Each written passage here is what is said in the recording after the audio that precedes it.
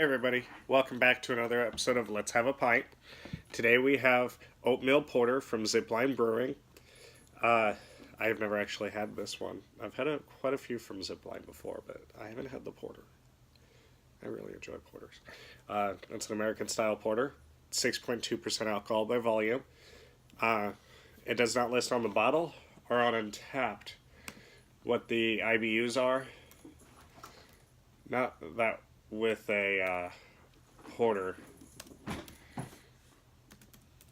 it shouldn't matter too much because porters are not supposed to be really bitter. Stouts are supposed to be more so than porters. Alpha Modern. I've really wanted to have that one. That's a huge list. So is that just their... That's their main beers. 3, 4, 5, 6, 7, 8, 9, 10, 11, 12, 13, 14, 15, 16. They can't be all. I don't think that's listing all their seasonals and stuff. But I could be wrong. Details. Around 36 IBUs. About what you would actually, I feel like that's fairly heavy for a porter. But anyways, got my stout glass, which whatever. It's not really a stout, but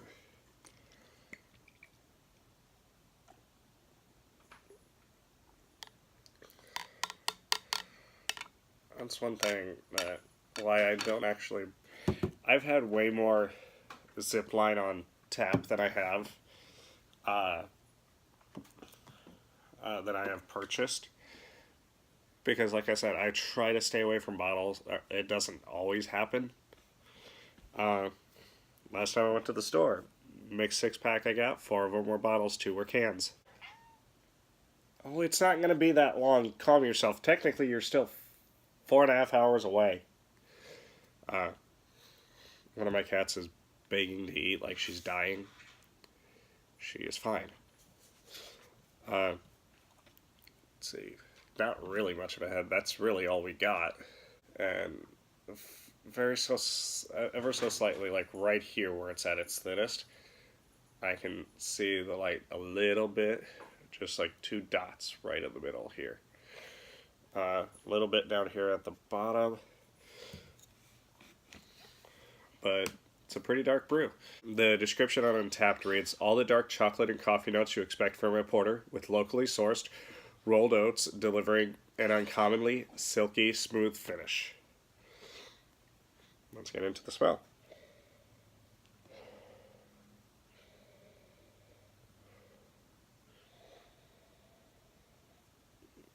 Definitely got chocolate, coffee, and dark roasted malt. But it's definitely the chocolate that is the peak of the nose.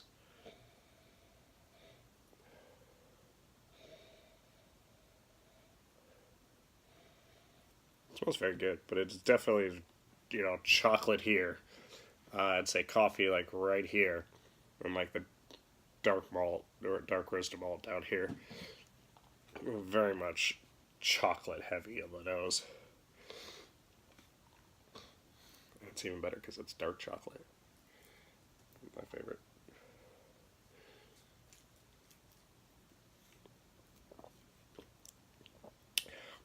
For what it is, fairly light body, but typical with just your basic porter.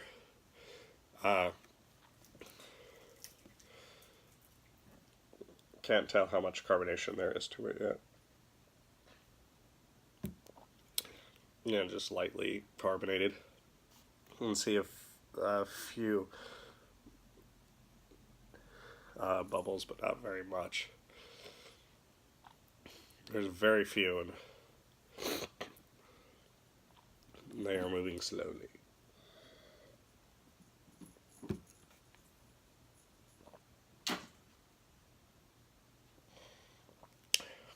the coffee is much more forward in the taste than it was in the nose.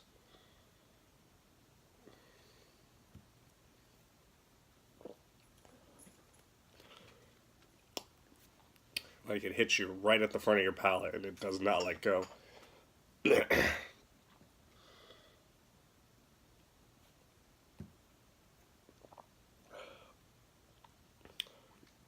Chocolate's hitting either somewhere in the middle or on the back of the palate.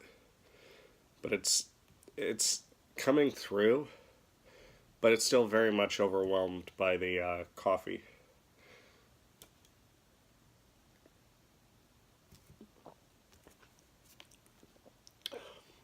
It comes through on the finish, but like I said, it's overwhelmed by the coffee still.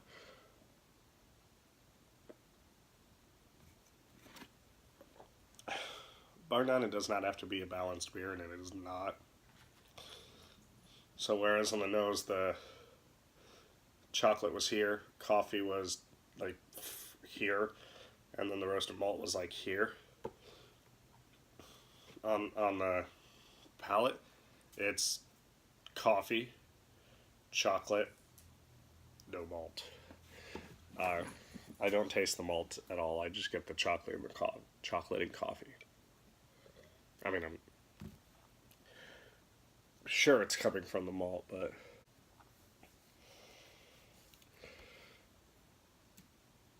it's actually not malt. It's oats. Okay.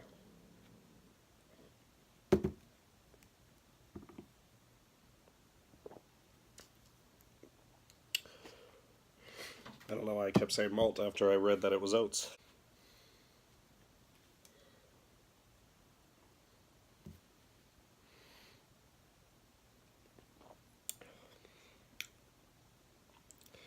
Yeah, it's very much just coffee forward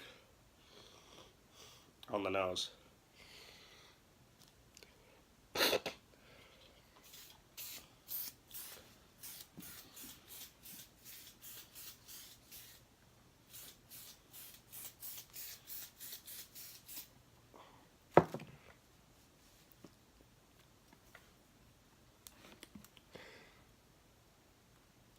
Which is, I know I love coffee, but I don't know.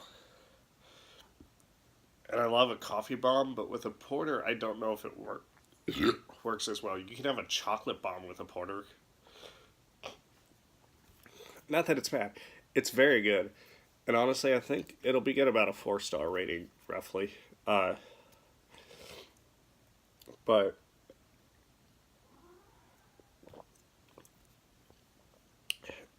being a porter, I would have almost rather it been balanced or just chocolate forward. I'm used to more of the stouts getting the coffee forward, coffee blasts, than porter. Not that it can't be. Like I said, I'm just used to that. That's what I prefer for a porter.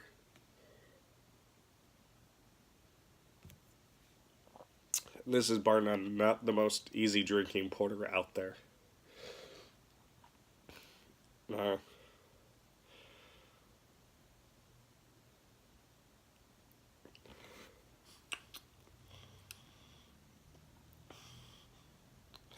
Once again, I really don't have a story because I have yet to actually start uploading things to the channel. I think it'll either be 6 days from now, or 7 days from now, or 8 days from now when I start uploading. Because I kind of want to get it started on my vacation so I can kind of baby it a little more easily. So it's very hard to do that, whilst I'm at work for 40 plus hours a week, usually 41 or 42. Actually, that's not true because I don't get paid lunches. So I'm technically there 9 hours a day, 5 days a week. So that equals out to, 45 hours?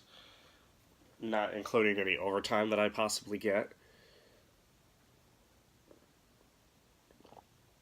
Me and my girlfriend kind of went to bed we started watching a new anime at like 8 o'clock, We got through an episode and a half, which was fairly long for an anime. I think the episodes were like 26 minutes.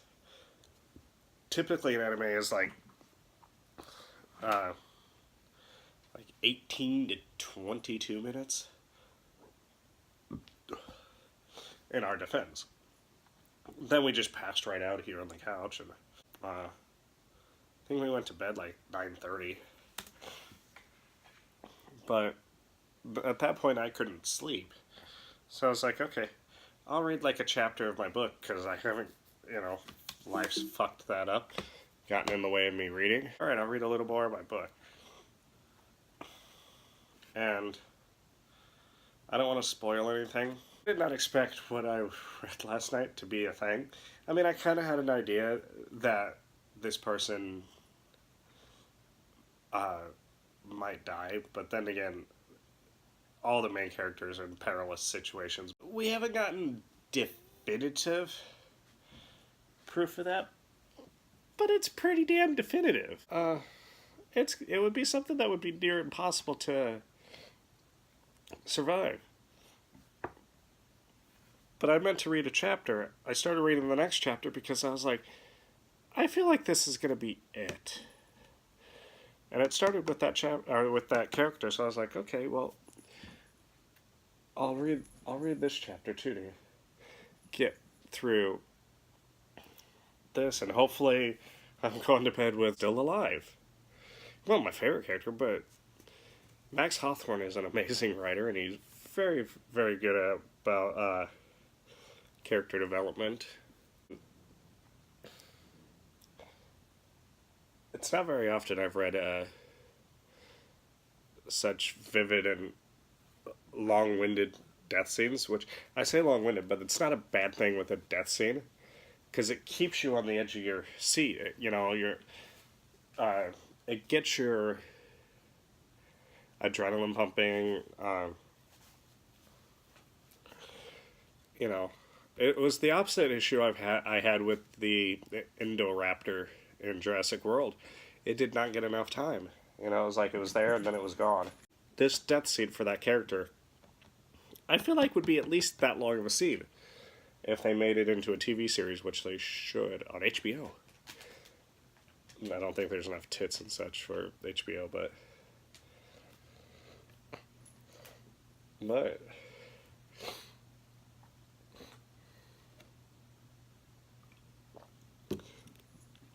the end of the scene, I dropped my book. I was in such shock. It was that well written, and as a writer, I honestly appreciate that it had that effect on me. Cause that's the first time I've ever had that. I was like, well, that's fucked. But I found myself in a position where when I stop reading, I don't like to stop reading in the middle of a chapter. I like to finish a chapter and ready to start the next chapter. I found it incredibly hard to sit there and read the next couple of scenes.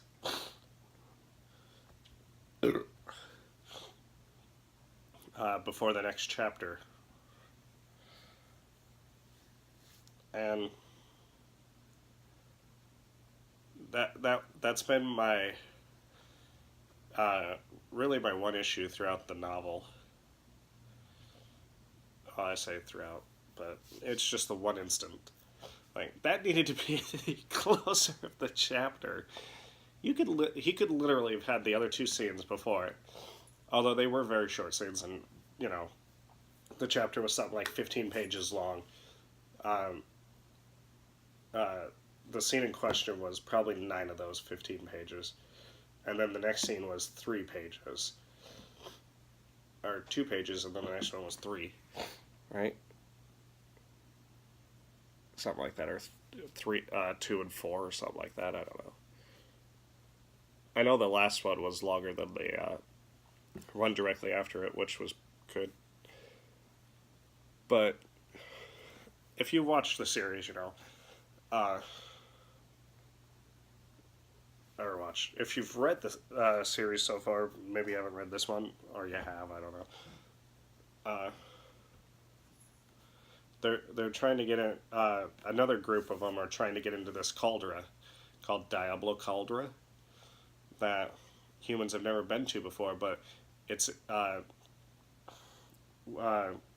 it's been discovered that that is where like the Kronosauruses and Xiphonactinus have escaped from, and and that's that's the source of them. So they're trying to get in there to see what the hell else is in there, uh, and they're just about to get into there, and I'm just like, all of a sudden, I don't really care. No, I mean, I'm back now this morning to where I do care, and yes, it is morning-ish. It's like 20 minutes to noon. It's fine. I can have a beer. But last night I was just like, all of a sudden, I don't give a fuck what is in Diablo Caldera. That death scene fucked me. And he's got this thing where it is so much like me. He's very morbid and disturbed. He's a very morbid and disturbed individual when it comes to writing. But if you're going to write something like that, where people do die and there's these big quote-unquote monsters, you kind of got to have a morbid, disturbed side to you. But anytime a character in his books dies that has had some vague amount of screen time,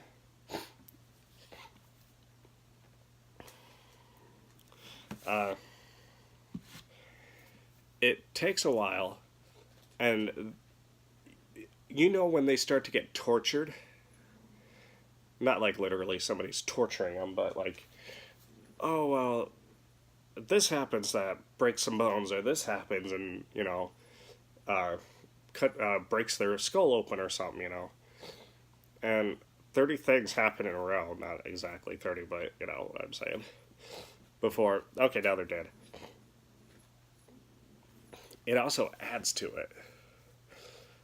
But and I do that too with, it also depends on how characters die. I don't think, there's never been a suicide in any of his books. I've had some in mine and short stories as well, that are, suicided. I've had that extended out too, but to an extent, that's something that needs to be a little more straightforward. The torture for that can more come from their mental anguish. But it was absolutely brilliantly written scene. And as much as I hated the character dying, morbidly, it's probably my favorite scene in the series so far. Just because it was so masterfully written. And something like that has to be masterfully written. If you're going to kill off one of your big characters, you have to do that. But yeah, I am most of the way through the book. I've got like 150 pages to do, so I'm expecting this weekend to finish that. Then I got to finish off what seems to be just dragging on, because it's like cemetery, Pet Cemetery, because it was like 100 pages of nothing, and then the cat dies. I mean, if you haven't read or seen Pet Cemetery by now, I mean, it's like, what, 40 years old? Oh, wow. And it's a cult classic. But then the cat dies, and then they bring the cat back. That was excitement for roughly 50 pages. And then you have another, like, 100 pages of nothing happening. And then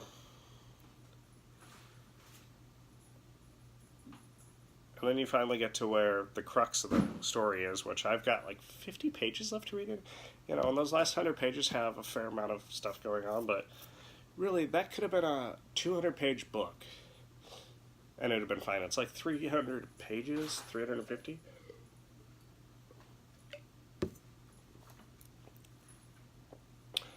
But, Excuse you, young lady. She's so desperate for food. But, yeah. I gotta finish reading that. Then I gotta read, The Lord of the Rings, The Two Towers, Part 2. So I'm reading them the way it originally was. You know, it's a 6-part series, basically. Each book is in 2 parts, so I'm reading it by part to break it up. Because it's a lot of dry reading. As amazing as that dry... Like, Stephen King, from what I've heard, isn't bad at that. His dry writing, though, in Pet Sematary, I cannot do.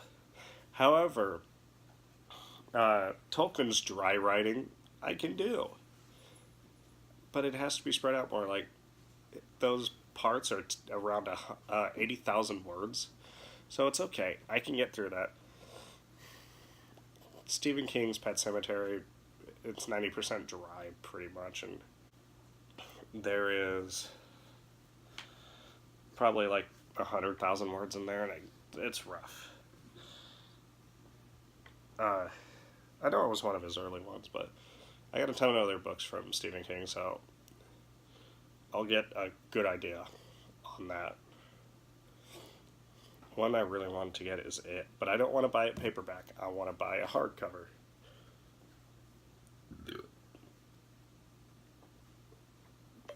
And I really don't know why, because I don't have a hardcover Stephen King book. I have some paperback, and I have some mass market paperback. Which, if you don't know the difference, paperback is slightly smaller than a hardcover, but it's still roughly dimensions like this and that. Yeah, probably that. Mass market is like that and that. Alright, I am back, and I am well aware the couch is a mess behind me. I'm okay with it. This is basically the difference. This is mass market, paperback.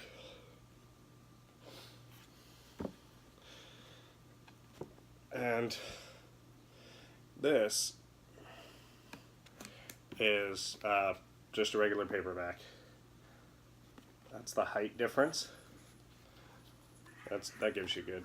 That shows you the height and the width difference. But anyways. And no, I have not actually read either of those books. But yeah, this is what I'm reading now. I mean, that's where I'm at. If I had to guess, I've sat down and read for maybe 10 hours. That's where I left off on that when I got this one, which Kronos Rising is probably the only book series I will stop in the middle of reading a book to do when it comes out. There's some that when they come out, they jump to the front of the line or damn close. This one is where I'm at. That's where I'm reading to for Lord of the Rings. And this would have jumped up above that bit. I gotta get that right because I haven't read a Lord of the. I read part 1 early last year, so it's been a little over a year. Otherwise, this would have jumped in front of it. Then I got the 3rd Expanse novel. Then I have Elven. It's not as big as it looks, honestly. It looks like it's bigger than Martin's books, but Martin's books have ridiculously small writing. This is 765, and it's not a bad size writing in it. And then, I don't know, I'm going to have to play with this order a little bit, because then I got 3 sci-fi books in a row. So I think I'm going to switch that up, but no. Because what I have at the end, I'm not sure if I finish by the end of the year, to be honest. But then I got the 4th Expanse book, Chernobyl Burn, Brighter Moon. I'm going to try and start reading his Polity universe in order, despite having read a new trilogy from it. Then I got the 5th Expanse, which is Nemesis games. And I'm hoping I'll get done with this big fucking behemoth. Storm of Swords. Which it's fairly smaller writing. It's not too bad in the hardcover. The hardcover is the only one I would actually say read. But this is 924 pages in the hardcover. I have small leatherback copies of these. That was the original thing I bought.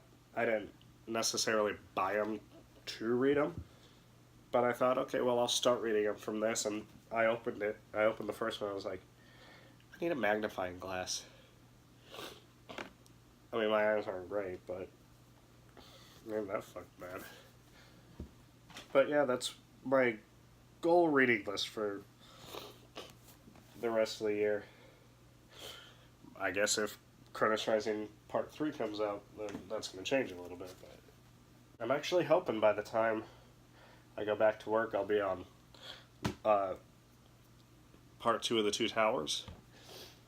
And then I'm hoping on vacation I can get through the Savior's Champion and do a review on that. And I'll do a review on, like, Kronos Rising Volume 2, or Kraken Volume 2. I'll do it on Pet Cemetery. I'll do one on Part 2 of the Two Towers. Probably a speed-up video for the other 3 books. I mean, I'm expected to do, like, 2 videos a day. Bar none, if, you know, if books do not interest you at all, you don't have to read. You don't have to watch those videos. Or you can watch them and go, I know basic things about it. I know, you know. But everybody should enjoy books. But there will definitely be review episodes, not just of books, but, like, I did one on Jurassic World. Somebody's not having a good time.